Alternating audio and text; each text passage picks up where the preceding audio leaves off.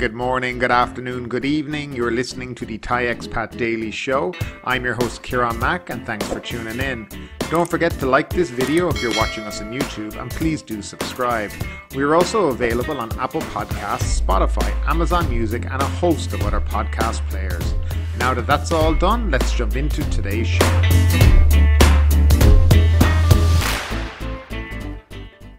Well, hello there, and today is Wednesday, the 9th of February 2022, and we'll start off with the nationwide daily COVID report. There were 17 more COVID-19 fatalities and 10,398 new cases reported the previous 24 hours, the Public Health Ministry announced on Tuesday morning.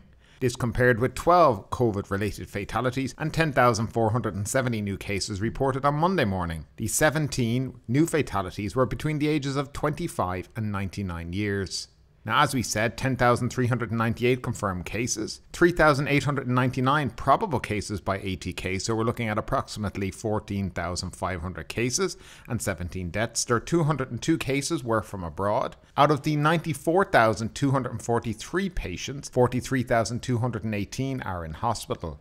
There are 527 people in a serious condition, with 111 on ventilators. Chonburi Public Office is reporting 610 confirmed cases, 474 probable cases and no deaths. Most confirmed cases are in Chonburi, 126 cases, Sriracha 145 cases and Banglamung, Pattaya with 118. There are 4,820 patients in care. And the Phuket Health Office reported 566 new cases on the island, out of which 413 are local and 153 are from abroad. There were no new deaths. And there are now 4,510 people in care.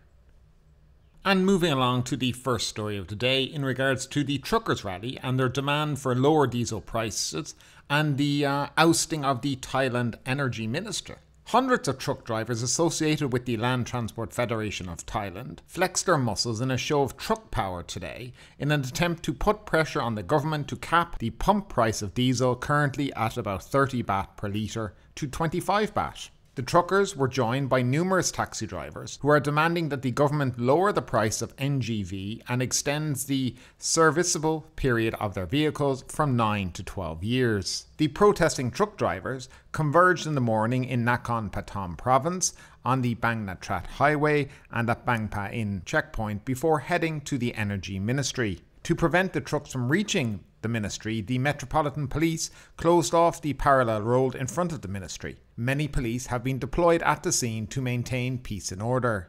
LTFT President Apichat Prairong Gruang said that the truckers wanted the government to cut excise duty on diesel instead of giving each of them a 3,000 baht subsidy per month, noting that the provision of the compensation is not sustainable.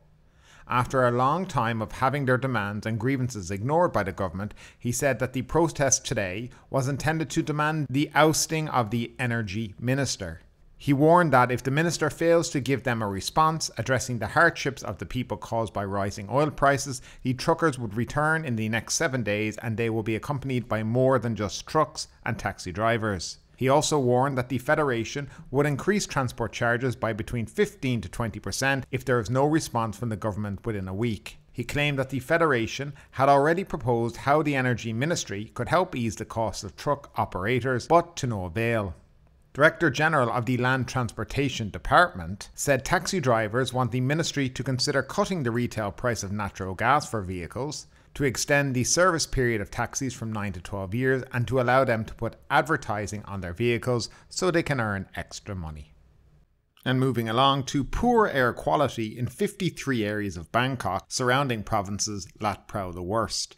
53 areas of Bangkok and its surrounding provinces are experiencing air pollution today, with the amount of PM2.5 dust exceeding the standard 50 micron level, with the level on Lat Phrao Road the worst according to the Pollution Control Department's Air for Thai website. The department said that the air quality in and around Bangkok is considered to be between moderate and a level that may pose health problems, with the amount of PM2.5 being measured at between 39 and 74 microns, including 52 areas where the amounts of PM2.5 dust had exceeded 50 microns. The Centre for Air Pollution Mitigation, meanwhile, is urging people in and around Bangkok to avoid outdoor activities and to refrain from burning any waste in the open. Those who are at risk should not leave their houses unless they have checked the air quality first. High levels of PM 2.5 are common in Thailand during the cooler months from December to February. So it's bad enough that we have to deal now with COVID in the country and, going outside and doing your everyday life. Now you have to contend with the terrible levels of air pollution that are in Bangkok as well. So yes, living in Bangkok is currently not easy for people. And this is a very common situation that happens every year. And it seems the government have absolute no plan to deal with it or to make people's lives better. The same thing can be said of Chiang Mai and, areas up north where they have the burning season and nothing is ever done about it. It's just irresponsible of any government to continue to allow these things to happen without addressing them and trying to fix them for people. And as we've seen, they have the power to do things because this pandemic has shown us that the government can use any rules and regulations it likes and any laws it likes to get things done. So this is something that should be at the top of their list of things that should be sorted out. And laws should be passed to ensure that people have the right to a decent air quality when they go outside. And next up, mild asymptomatic COVID-19 cases not entitled to claim under new insurance rules. Thailand's Office of the Insurance Commission has issued new rules which take effect on February 15th, limiting compensation claims by people infected with COVID-19. Patients who are symptomatic or have mild symptoms being treated in hospital or in home isolation and are without doctor's certificate stating the need for treatment in such facilities will not be covered by the medical care or compensation scheme. Assistant OIC Secretary General said that the new rule is in line with the Public Health Ministry's guideline for the care of people infected with COVID-19, as revised on January 4th, which has resulted in a change of the conditions covering claims. Under the previous guidelines, all COVID-19 patients were considered inpatients and were entitled to claim medical expenses and compensation for the loss of income during this period of treatment. Under the new guidelines, however, the patients must meet specific requirements to be able to claim. For instance, he or she must have a fever of over 39 degrees Celsius for more than 24 hours, or their breathing rate is more than 25 times per minute, or the oxygen content of their blood is lower than 94%. He said that the Public Health Ministry's new guidelines will cover insurance policies issued by life and non-life insurance companies regarding medical expenses and compensation, but do not cover the found, paid, done insurance policy for COVID-19 infections. People who took out found, paid, done policies and were found to be infected with COVID-19 by means of RT-PCR tests at hospitals can still claim medical expenses and compensation from their insurance firms. And a story that has been hitting the media a lot over the past few days, it's the assassination of the Indian gangster here in Phuket. Now, the Crime Suppression Division from Bangkok has been sent to Phuket to help local police in the investigation into the murder of a foreign man who was shot by two gunmen, also believed to be foreigners, at a villa in Rao sub-district on Friday night. The Royal Thai Police are also stepping up the hunt for the gunman who shot dead the foreign national. Police General Suat, Chief of the National Police Chief, arrived on the island yesterday to supervise the investigation into the killing of Jimmy Singh Sandhu, who was gunned down at a beachfront villa at Rao Beach. Police said the attackers were hiding in Phuket and officers are now tracking them by CCTV footage in the province. The victim was previously identified as Mandeep Singh, as found in his passport according to reports. However, Canadian authorities said he had been stripped of his Canadian nationality after being found involved in criminal activity, police said. Police said the killing likely stemmed from conflicts between rival gangs and two suspects, likely foreign nationals, are being sought, noting they were captured on a security camera following the attack. According to police, the victim, known as Slice, was believed to be a member of an Indian criminal gang operating in Thailand involved in the drug trade, human trafficking and other violent crimes. Police said the victim stayed at the villa 15 days per month, paying 100,000 baht a month to rent the place. He drove to and from the villa several times a day and was frequently visited by two foreign women, they said. In the villa, police found brand name handbags worth hundreds of millions of baht, 3 Apple mobile phones and a rented red MG car. They also found many footprints in an empty house near the villa.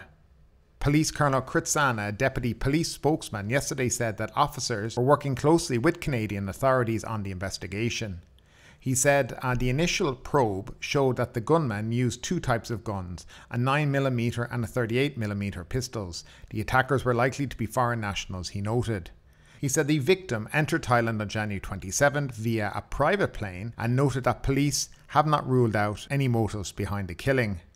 Police Lieutenant General Ampol Borpon, Commissioner of Provincial Police Region 8, said the victim likely migrated from India to Canada when he was a child. He said the victim was also wanted by Indian authorities for alleged drug trafficking.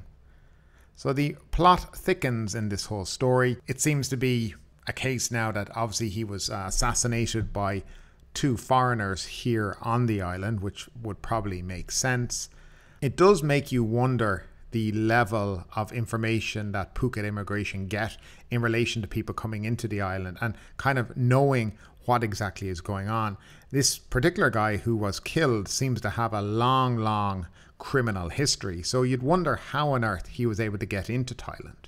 I mean, we do take fingerprints when they come into Thailand all the time. It just seems that Thailand's databases are just not connected up to anything else other than their own database, which means they don't know anything about anything going on around the world. If you read articles about this guy, he's gone to prison in Canada, he was in prison in India, he had a vast criminal history, and yet he was still able to freely make it onto Phuket. And I wonder how long he has been coming onto the island, doing this 15-day stay and then leaving. Surely that had to set off some kind of warning signals at immigration when he was coming in and out on a private plane so often. Surely something like that would be, who's this guy coming in on this plane? Can we check him out a bit more? Is he actually going through immigration? What exactly is going on? But it seems if you're a criminal, you can certainly make it through immigration in Phuket quite easily. Now, if you're a visa runner, you know, hopping over and across the border, they'll pull you aside and deport you. But criminals seem to be very easily able to make it onto Phuket Island and into Thailand for some very unknown reason. Or maybe there is a known reason. What do you guys think out there? And next up, tour bubble plan in works. The government will open discussions to set up travel bubbles with China and Malaysia this month to attract more foreign visitors following the resumption of the Test and Go scheme on February 1st. Government spokesman Thanakorn Wambunganchana said on Monday authorities will discuss the details of a possible travel bubble agreement with China's Ministry for Culture and Tourism. Talks will also be held with Malaysia later this month, he said. The number of visitors allowed to visit Thailand under the travel bubble arrangement will be capped, and their movement will also be limited to certain areas to prevent fresh COVID-19 outbreaks, he said.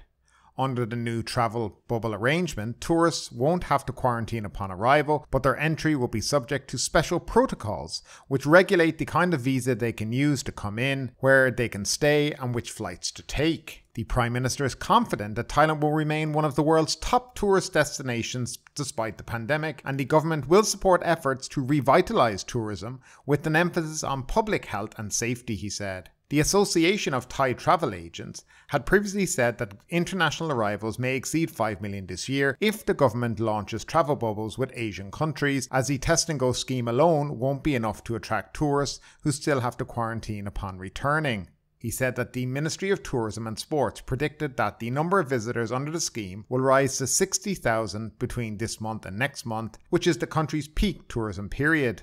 Preparations have been made to welcome tourists with the Visit Thailand Year 2022 campaign rolled out to promote tourism, the spokesman said. Mr. Thanakorn further said that General Prayat will chair a meeting of the Centre for COVID-19 Situation Administration on Friday to consider the easing of more virus curbs so more activities can resume. The Deputy Prime Minister and Public Health Minister Anatan Charvakul said the Public Health Ministry won't propose the lifting of all virus restrictions at the meeting as daily infection figures remain high. However, the ministry will change the way it reports infection numbers so people can go about their daily lives without too much worry, Mr. Anatan said, before stressing that daily reports will still be based on facts. He said that even though daily infection figures have soared to more than 10,000, the number of deaths remain low. About 80% of those who died were not vaccinated or belonged to at-risk groups, such as people with underlying health problems, he said. Mr. Anatan said that about 85% of those who tested positive for COVID are asymptomatic and most are self-isolating at home. Therefore, we don't need to bring back lockdowns. Only nightlife venues, such as pubs, bars and karaoke parlours, won't be allowed to reopen just yet, Mr. Anatan said. The Permanent Secretary for Public Health said that the COVID-19 situation remains under control, with the fatality rate in the current wave standing at only 0.2%. That said, it is still important for people to get a booster shot to prevent the worst effects of the virus, he said. Meanwhile, the Director General of the Ministry's Department of Disease Control said the country will have to start to move on. The situation has changed and people now know how to protect themselves. We can't afford to be bogged down by COVID like in 2020, Dr. Opus said. Now, as the rest of the world reduces their restrictions, reopens borders, allows people to enter without PCR tests or, really any kind of restriction, Thailand are talking about travel bubbles with China and Malaysia. Most countries have written off China for the next year to 2 years because of the manner in which they've been treating COVID there and trying for this COVID zero policy. We see a couple of cases in a city, the city is locked down and 20 million people are given PCR tests within 2 days, and that's how they're handling the situation.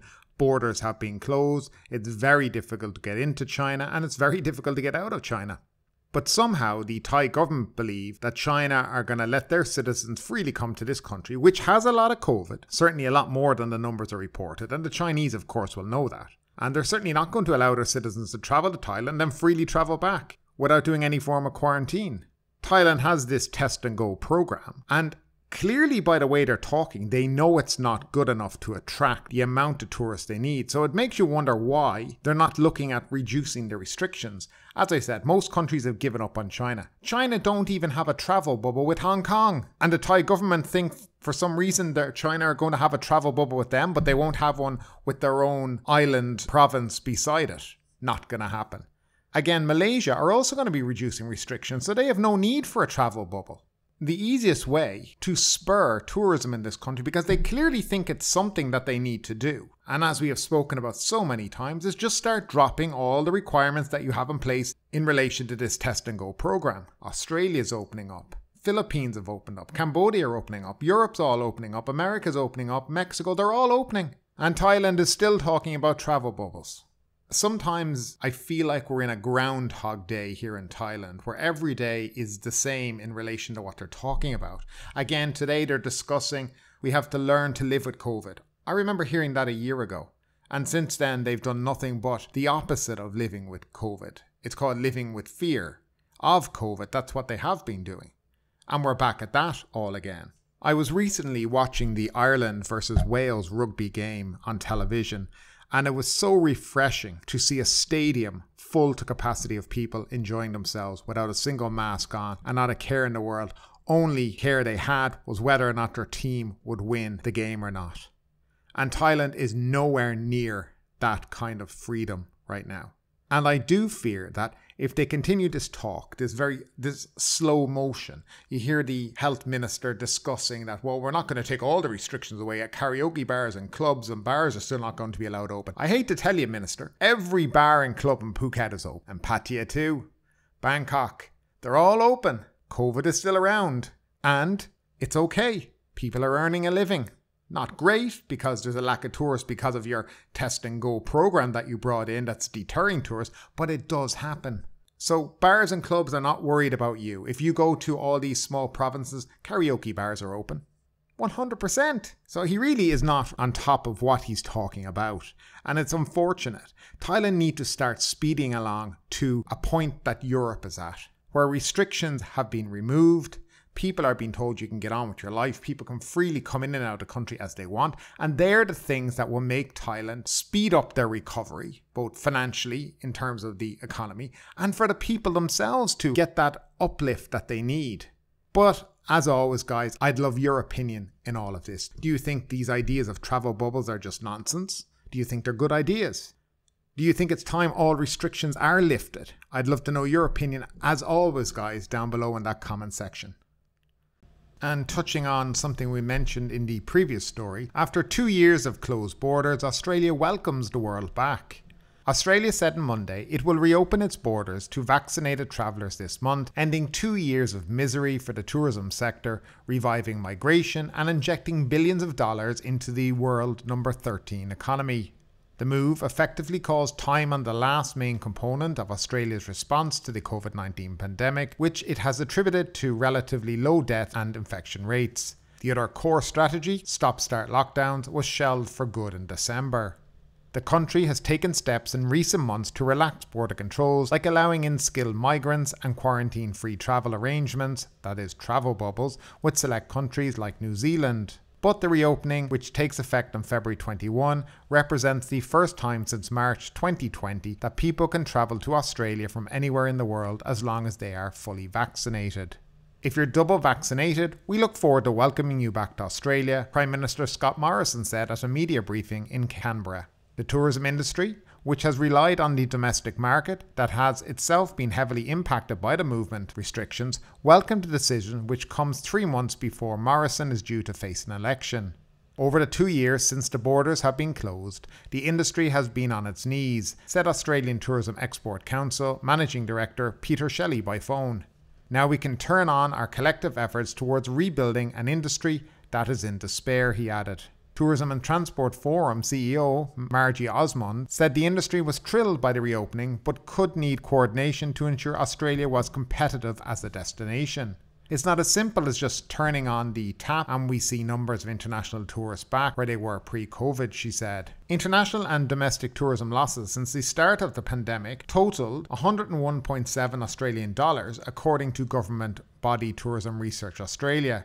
International travel spending in Australia plunged from $44.6 billion in the 2018-19 financial year to $1.3 billion in the 2021 financial year. Shares of tourism-related stocks soared as investors cheered the prospect of a return to profit growth. Shares of the country's main airline Qantas Airways jumped 5%, while shares of travel agent Flight Centre Travel Group Limited surged 8%. Qantas CEO Alan Joyce said in a statement that the company was looking at flight schedules to determine ways to restart flights from more international locations soon.